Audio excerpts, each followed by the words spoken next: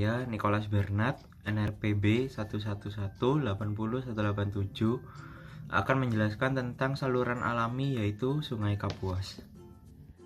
Saya Ivan Jared, NRPB 111-80-170 akan menjelaskan tentang saluran alami dengan contoh Sungai Brantas.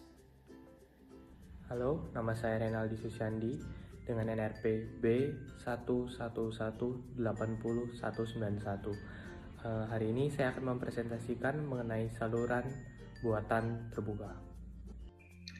Saluran terbuka adalah saluran di mana air mengalir dengan muka air bebas pada semua titik di sepanjang saluran.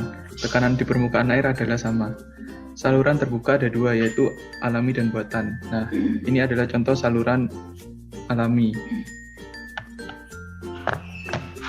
yaitu pada Sungai Brantas. Nah, Sungai Brantas sendiri bermata air di sumber Brantas, Kecamatan Bumaji, Kota Batu, berasal dari simpanan Gunung Arjuna, lalu mengalir ke Malang, Blitar, Tulungagung, Kediri, Jombang, dan Mojokerto.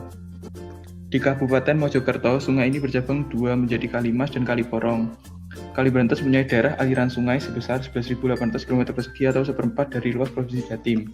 Panjang sungai utama adalah 320 km, mengalir melingkari sebuah gunung berapi yang masih aktif yaitu Gunung Kelut. Curah hujan rata-rata mencapai 2.000 mm per tahun, dan dari jumlah tersebut sekitar 85% jatuh pada musim hujan. Potensi air permukaan per tahun rata-rata 12 miliar meter kubik. Ya, demikian saluran alami yang pertama. Berikut saluran alami yang kedua.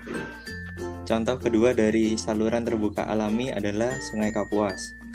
Sungai Kapuas merupakan sungai terpanjang di Indonesia dengan panjang 1143 dan luas 1800 km kubik.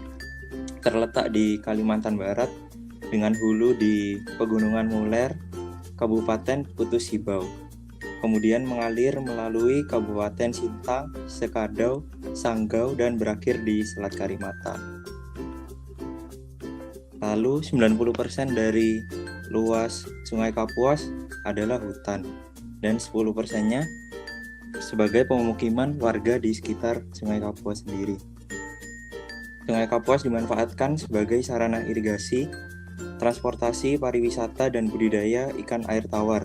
Di Sungai Kapuas sendiri ada 700 jenis ikan dengan sekitar 12 jenis ikan langka dan 40 jenis ikan yang terancam punah.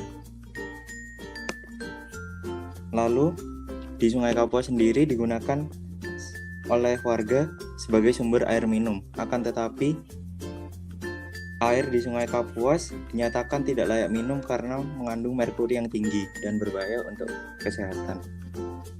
Sungai Kapuas juga terus mengalami pelebaran sungai yang disebabkan oleh beberapa faktor.